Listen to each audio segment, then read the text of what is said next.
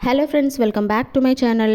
தாஜ்மஹால் என்னதான் உலக அதிசயங்களில் ஒன்றா இருந்தாலும் இந்த தாஜ்மஹாலை விட நம்ம தமிழ்நாட்டில் இருக்கக்கூடிய மகாபலிபுரத்துக்கு தான் அதிகமான ஃபாரினர்ஸ் வராங்களாம்.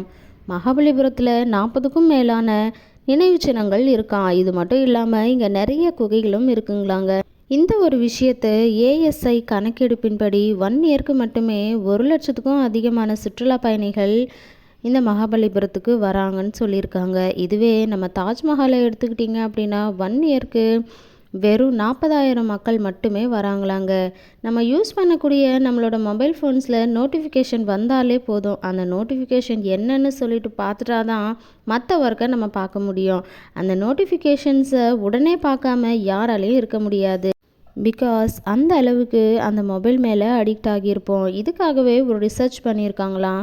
இந்த உலகத்தில் இருக்கக்கூடிய 80% ஆஃப் பீப்புள் மொபைலில் வரக்கூடிய நோட்டிஃபிகேஷன் வந்தாலே உடனே ஓப்பன் பண்ணி பார்க்காம இருக்கவே மாட்டாங்களாங்க.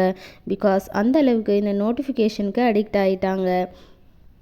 ஒரு சில ஹோட்டல்ஸ்க்கு போனோம் அப்படின்னா அங்கே இருக்கக்கூடிய ரூம்ஸ் எடுத்து ஸ்டே பண்ணுவோம். அப்படி அங்கே இருக்கக்கூடிய ரூம்ஸில் பார்க்கும்போது பெட்ஷீட்ஸ் எல்லாமே ஒயிட் கலரில் தான் இருக்கும். இந்த மாதிரி ஹோட்டல்ஸில் பெட்ஷீட்ஸ் ஒயிட் கலரில் இருக்கிறதுக்கான ரீசன் என்னென்னு என்றைக்காவது நம்ம யோசிச்சிருப்போமா? ஃபஸ்ட்டு என்னென்னு பார்த்திங்கன்னா, ஒயிட்னாலே நம்மளோட பிரைன் அண்ட் மனசை பீஸ்ஃபுல்லாக வச்சுருக்கோம். ஸோ ஸ்ட்ரெஸ் இல்லாமல் இருப்போம். அந்த ஒரு ரீசனுக்காக வச்சுருக்கலாம். அண்ட் ஒயிட் கலர்னாலே ஒரு ப்ரீமியம் லுக்கை தரணும் அப்படின்னு சொல்லி 1990 ஒரு ரிசர்ச் பண்ணி அதில் கண்டுபிடிச்சி இருக்காங்க. இதனால் அந்த ரூமோட லுக்கும் ரிச்சாக தெரியுமா. அடுத்து பார்த்திங்கன்னா, இந்த ஒயிட் கலர்னாலே அது அழுக்கு ஏதாவது இருந்தது அப்படின்னா அதில் ஈஸியாக கண்டுபிடிச்ச முடியும். ஸோ இந்த ஒரு விஷயத்தினால தான் ஒரு சில ஹோட்டல்ஸில் அங்கே இருக்கக்கூடிய ரூம்ஸில் இருக்கக்கூடிய பெட்ஷீட்ஸ் எல்லாமே ஒயிட் கலரில் இருக்குங்களாம்.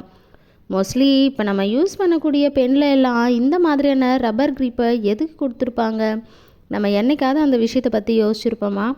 அந்த பெண்ணை பிடிச்சு எழுதும்போது நம்ம கம்ஃபர்ட்காகவும் அண்ட் அந்த லைன்லேருந்து வெளியில் வராமல் எழுதவும் தான் இந்த மாதிரியான ரப்பர் க்ரிப்பை பெனில் கொடுத்துருக்காங்க.